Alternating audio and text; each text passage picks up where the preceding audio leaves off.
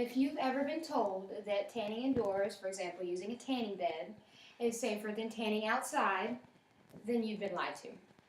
According to the International Agency for Research on Cancer, during the last year, indoor tanning devices have been moved to the highest cancer risk for humans.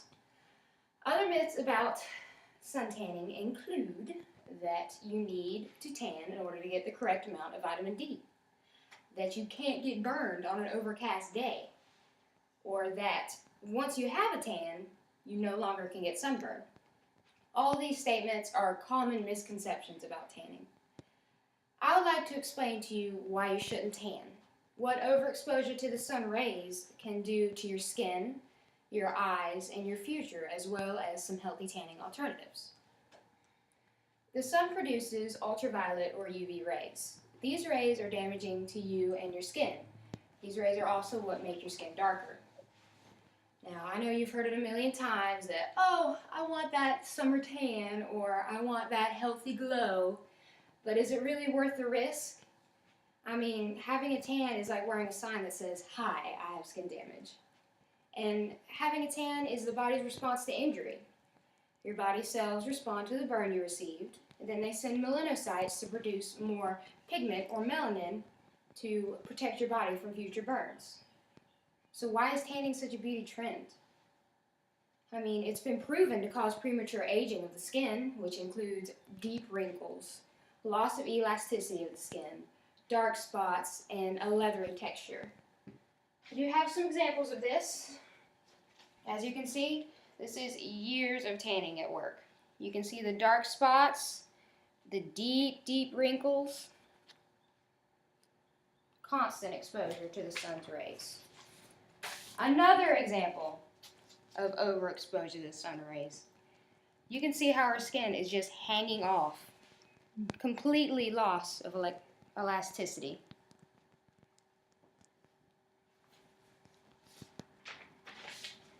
Not only can tanning make you look older faster, but it can also cause you to have skin cancer.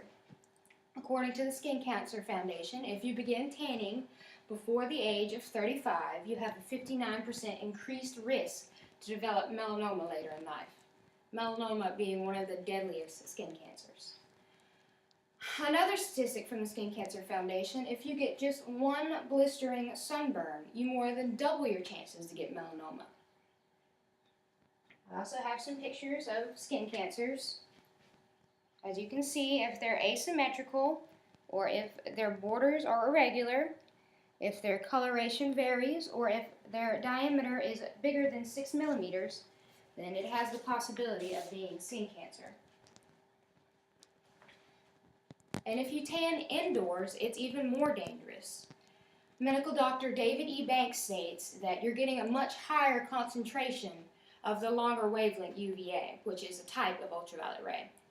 This ray penetrates more deeply into the skin and causes more damage.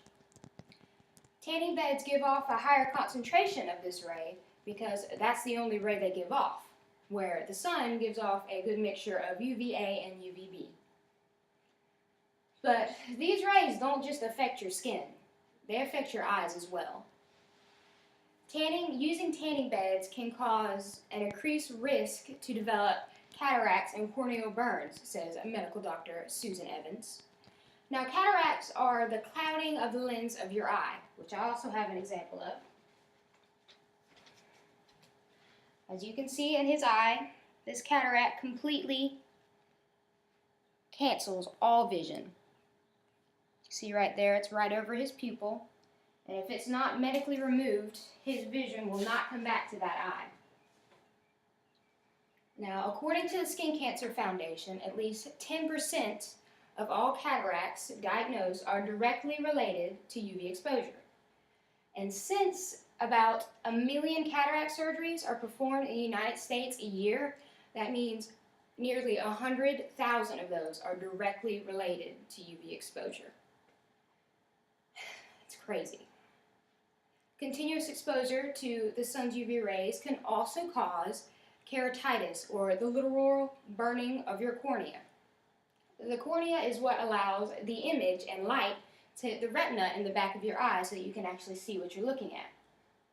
And if you still continue to tan without eye protection, you have the risk to develop intraocular cancer, which can cause you to lose your vision, have blindness, get your eye removed, and possible death if not treated correctly. Can you still say that all these things are really worth a tan? But if you just can't live without it, there are some healthy tanning alternatives. For example, there's some self-tanning moisturizers that have pigment in them that when you rub them on the skin, they give you the illusion of a darker skin tone. There's also airbrushing or spray tans. That is a form of sunless tan where a professional sprays you with a chemical and some pigment, and then it gives you the illusion of a tan for about a week or two.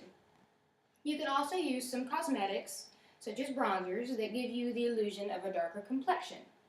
And when given the choice, it's always recommended to choose natural light over artificial light. Just be sure to use the recommended SPF 15 sunblock on your skin.